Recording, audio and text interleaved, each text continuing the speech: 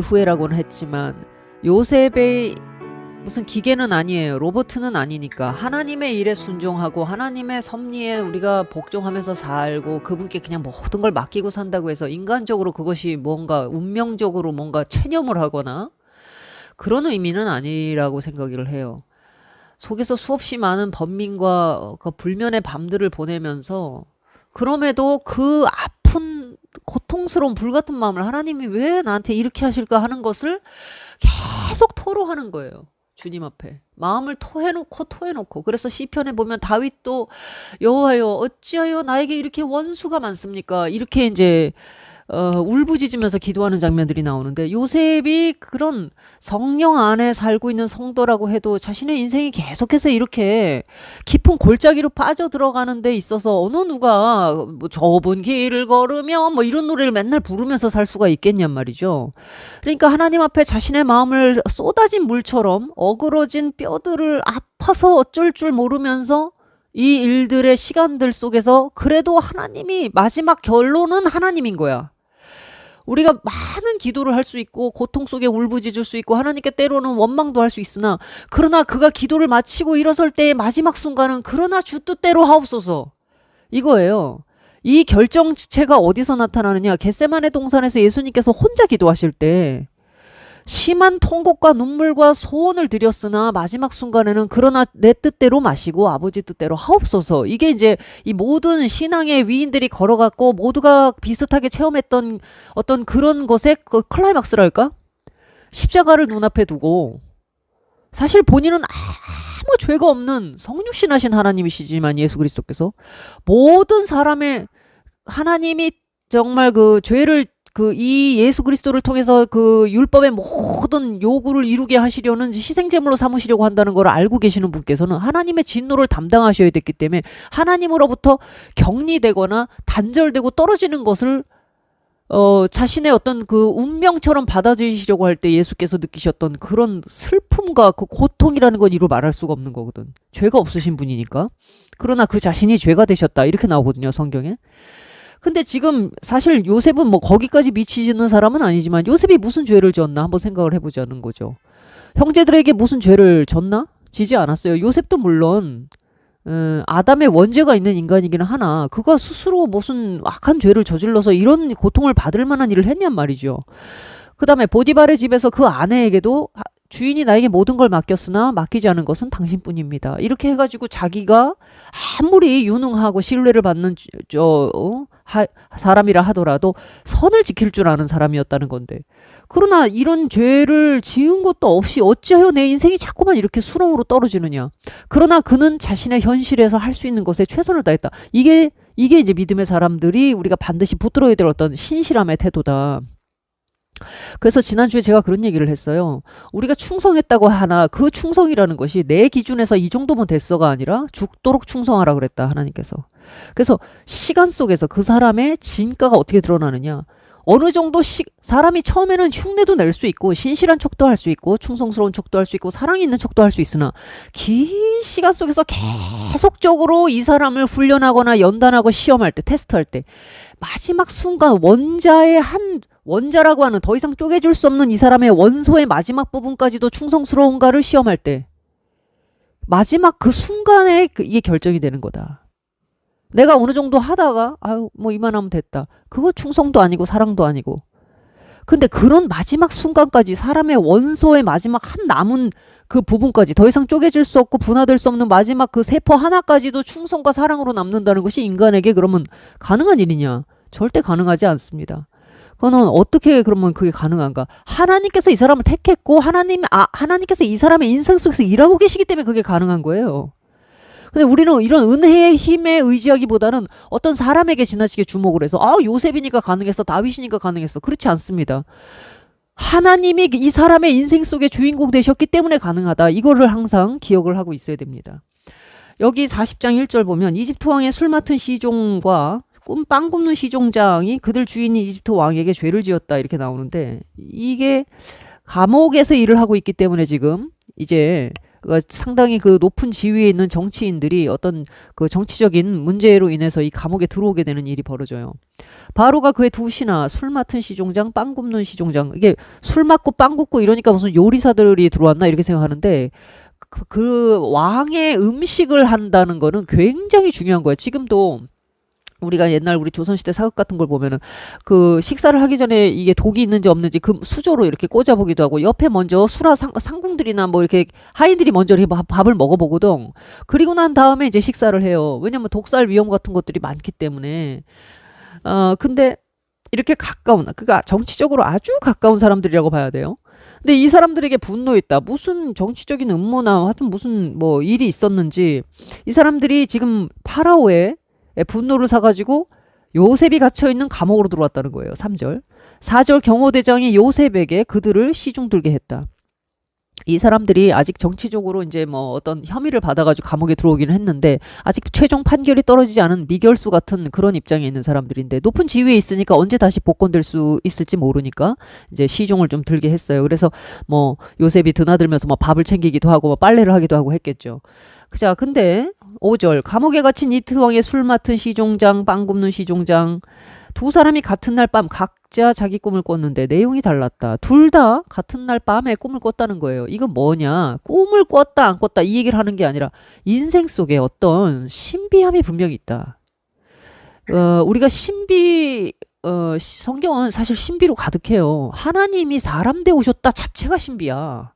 근데 이제 우리가 경계하는 건 뭐냐? 신비주의. 이건 매사를 귀신 또는 어떤 하나님 이렇게 모든 신과 영적 존재들에 의해서만 세상에 더 전부 그것에 의해서만 돌아간다라고 하는 일종의 신비적인 음모론이에요. 이것도. 우리가 이 세계를 바라보는 세계관이 어떻게 형성되느냐에 따라서 이 프레임이 스케마라고 그래요. 어떤 거를 바라보는 도식이 있어. 사람이 세계관을 인지하는 도식이 있어. 사람은 누구나 다 그걸 가지고 있어요. 근데 이 도식 자체가 완전히 음모론에 쩌들어 있는 사람이 있어.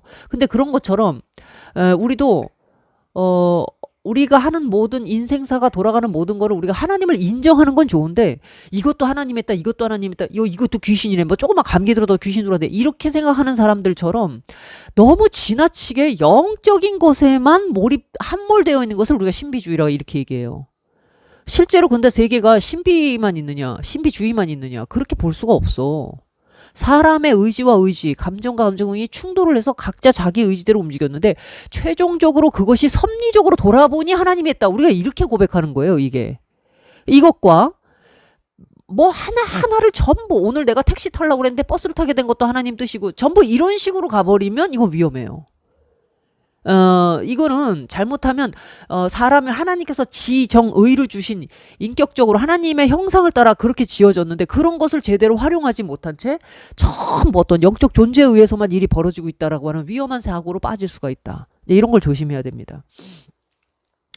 자, 근데 어쨌든 이 두 사람이 꿈을 꾸었다. 왜 옛날 사람들이 꿈을 이렇게 중요하게 생각했나? 물론 지금도 어떤 면에서 꿈은 중요한 역할을 하기도 하지만 개인적으로 나는 꿈을 하나님의 말씀을 명철하게 명석하게 생각하고 이것이 내 지정의를 지배하시도록 기도하는 과정에서 이렇게 이런 과정 없이 어떤 무의식 중에 내가 이렇게 꾸는 꿈들 그걸 열심히 나름대로 자기 상황하고 이렇게 꿰가지고 해석을 하고 하는 과정은 뭐야 또 지적 사고를 하고 있는 거죠.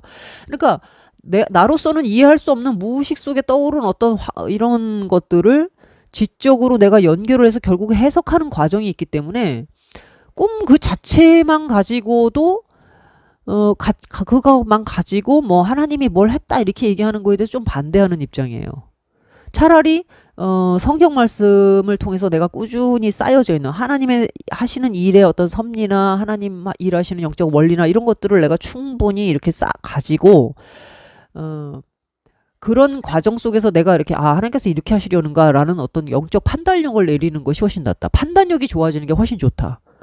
근데 내가 판단하지 못하는 것들도 물론 있을 수 있겠지. 그래서 꿈을 통해서 일을 하실 수 있다라는 걸 아예 배제하는 건 아니지만 근데 자꾸만 이렇게 뭐랄까 내가 이렇게 하나님의 말씀을 연구하고 공부하고 삶 속에서 이거를 계속 이렇게 훈련받지 못한 사람들의 특징이 자꾸 이렇게 꿈 같은 데 의존을 해요. 왜냐면 이게 쉽거든. 뭔가 근데 그렇게 따지면은 잠을 하나님 뜻을 구하고서 바로 자야 되잖아. 매번 자야 돼. 그 꿈을 꾼다라는 거는 결국 내가 잠을 잘 때 말씀해달라는 건데 왜 사람이 의식이 없을 때 하나님 말씀을 받고 싶어 할까요? 그게 신비롭다고 생각하는 거야. 인간의 의식이 살아있으면 하나님의 뜻이 들어오기가 어렵다라고 생각하는 것 자체가 아주 어리석은 생각이에요. 하나님은 우리의 맑은 우리의 이성과 지성에 빛을 비춰서 사람이 지혜롭고 총명해지는 것을 원해요. 근데 많은 사람들이 자기의 이성과 지성을 일부러 둔하게 어둡게 만들어서야 하나님의 음성이 들어올 수 있다고 생각해. 이건 뭐야? 이 상당히 샤머니즘적 사고예요. 그래서 우리가 알아야 될 건 뭐냐? 하나님께서 우리에게 이성과 지혜, 이 지성의 빛을 주신다. 빛이라고 말씀하시거든. 이 빛이라는 게 뭐야? 요만한 새끼, 요만한 개미 조각, 바퀴벌레 요만한 알 구데기 하나가 지나가는 것도 환히 보게. 모공 속이나 이 사람의 골수와 뼈와 골수와 관절을 찔러 쪼개는 하나님의 빛이 들어온다고 그랬어. 성경에 보면 하나님 말씀의 검이. 그래 어떤 광선과 레이저보다도 강한 하나님의 빛이 들어온다는 건 뭐예요? 요만큼도 숨길 수 있는 게 없다는 건데 하나님이 우리에게 그런 이 하나님의 빛을 인간이 감당할 수 있는 지혜와 이성의 빛을 비춰주셔서 오히려 그것을 환히 보게 하시는 게 하나님 뜻이지 자기의 머리를 우둔하게 어둡게 불을 다 어둑하게 끄게 만들고 나로서는 알 수 없는 어둠의 공간 속에서 무언가 말해라 나한테 뭔가 말해줘라 이건 뭐죠? 접신을 원하는 거예요. 그런 형태로 가면 안 됩니다.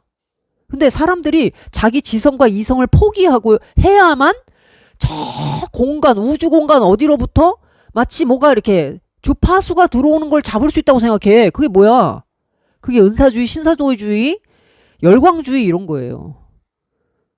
그러나 하나님은 그렇게 사람이 그렇지 물론 불을 꺼놓고 있으면 공간 감지가 안 되니까 인간은 그렇게 자기의 지성과 이성을 어둡게 만들어야 광활한 공간으로 들어간 것 같은 지가 혼자 착각하는 거예요. 근데 하나님은 하나님의 빛에 의해서 불을 환히 켜고 내가 어디쯤에 있는지 내가 어느 공간과 어떤 사상 속에 있는지를 정확히 감지하게 해. 이해되세요? 하나님이 우리가 하는 일들을 정확히 이해하기를 원하신다.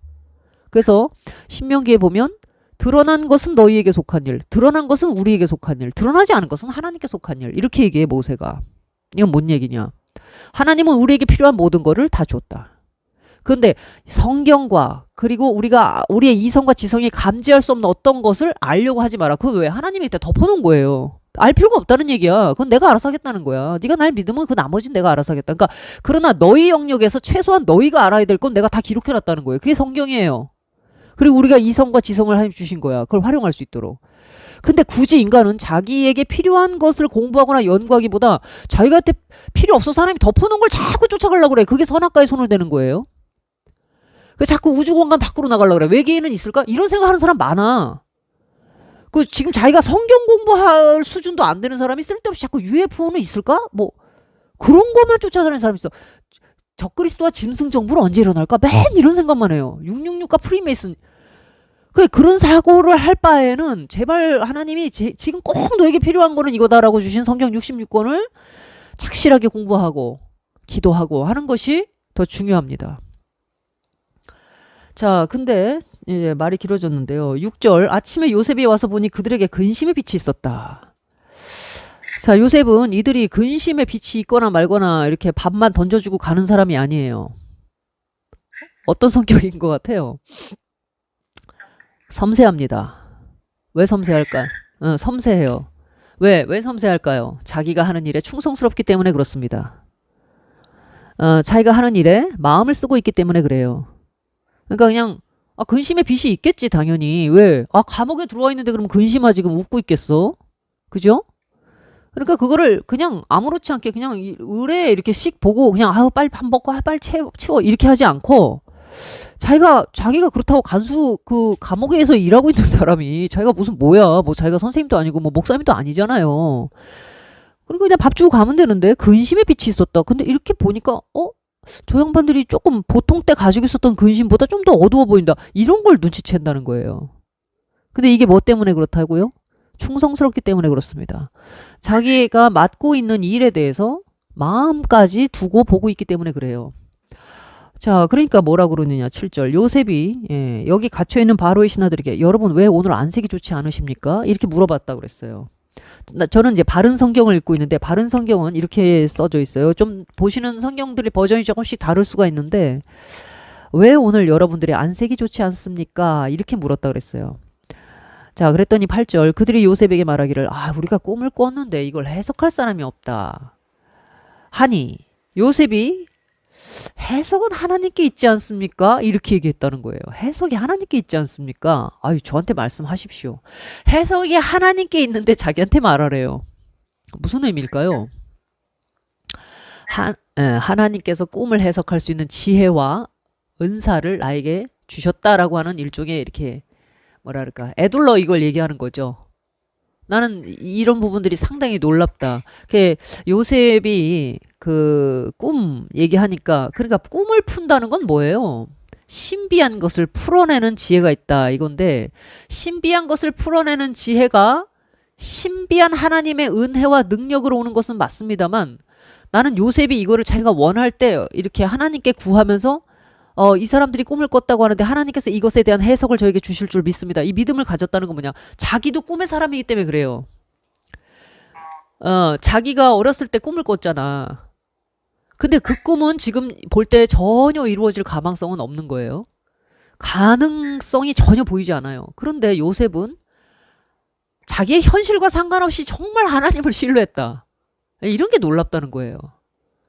내 꿈이 다 뭉그러져서 벌레처럼 밟히고 밟혀서 수없는 날 밤들을 기도하고 구했지만 이루어지지 않았던 어떤 그런 것들 때문에 나 같으면 어쩜 다 팽개쳤을지도 모르겠어요. 이만한 지경에 떨어지면. 그런데 그 간수 그까짓 거 그 간수장 그 밑에서 일하고 있는 그 시종이 뭐라고. 근데 꿈 꿨다 그러니까 또 관심을 보여요. 무슨 일이죠? 말씀해 보십시오. 하나님께 해석이 있지 않습니까? 이건 뭘 뜻해요? 생의 소망이 하나님께 있기 때문에 이 사람은 절망하지 않는 사람이에요. 꿈이 뭔지를 얘기해 보고 싶다는 거예요. 지금 자기 코가 석자인데 그렇지 않나요? 자, 충성은 이렇게 하나님께 소망을 두고 있는 사람에게서만 나올 수 있어요. 참된 충성은. 왜? 하나님이 살아계시기 때문에 소망을 가지기 때문에 이게 가능해요. 지금 내가 절망스럽고 내가 코가 석자인데 지금 꿈 얘기 지금 하고 싶나요? 이게 지금 좀 있으면 이 사람들 어떻게 될지도 모르는 사람들 붙잡고 앉아가지고 참 놀라운 이런 이 요셉의 자질은 다시 한번 얘기하지만 그 안에 하나님이 계시지 않고서는 그 일생 속에 우리 성경에 여기 다 적혀있지 않은 수많은 일들 가운데 요셉의 마음속에 수없이 많이 증거하셨던 바로 그런 것들이 쌓이고 쌓였기 때문에 요셉의 믿음과 신앙이 쉽게 무너지지 않을 수 있다 이렇게 볼 수도 있어요.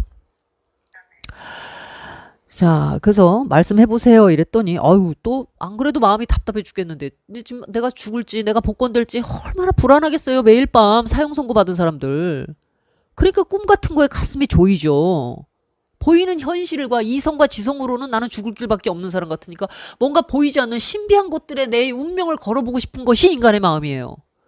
이런 사람들의 꿈에 요셉이 다가서요. 하나님의 이름으로. 꿈에 보니 내 앞에 포도나무가 있어. 근데 포도나무엔 가지가 셋이 있는데 나무가 싹 트자마자 꽃이 피고 포도송이가 있네. 내 손에 바로의 잔이 있는데 영화의 장면 같아.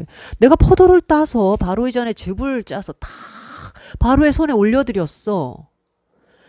자, 이랬더니 요셉이 딱 듣더니 해석이 이러합니다. 가지의 셋은 사흘입니다. 앞으로 사흘이 있으면 바로가 시종장의 머리를 들어 직무를 회복시킬 것이고 시종장께서는 예전에 하던 대로 바로의 잔을 그 손에 바치게 될 것입니다. 이렇게 얘기해요. 근데 자, 나는 이 해석을 한번 혼자 조용히 읽다가 한번 웃게 됐는데 왜 웃었냐. 자, 보세요. 요셉이 시종장의 꿈을 가만히 듣고 있는데 도대체 어떤 단서를 가지고 이렇게 해석을 했을까? 내가 계속 생각을 한 거야. 내가 만약에 이런 꿈을 들었다면 나는 이걸 어떻게 해석을 했을까? 자, 근데 한 가지 단서가 있어요. 꿈에 보니 내 앞에 포도나무가 있고 포도나무에 가지가 셋이 있는데 포도송이가 익어서 즙을 따서 드렸다. 이거 뭐야? 평상시에 본인이 하던 일이죠. 술 맡은 시종장이니까. 그죠? 그 다음에 바로의 그 가지가 셋이 폈다 이렇게 얘기를 하는데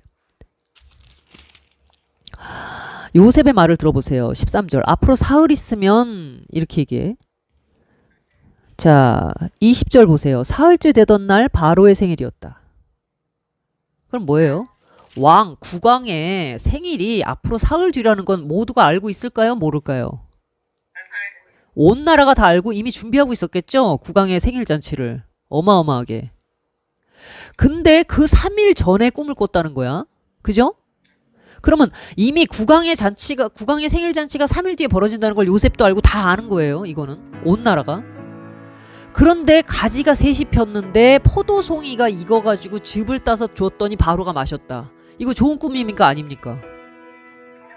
사흘 뒤에는 뭐예요? 대부분. 우리도 지금도 8.15다든가 뭐 이렇게 국경일 같은 때에 사면 같은 거 해줘요? 안 해줘요? 하잖아요. 그러면 이거는 국가적으로 을에 벌어지는 사면 조치라는 게 있어요. 국왕이.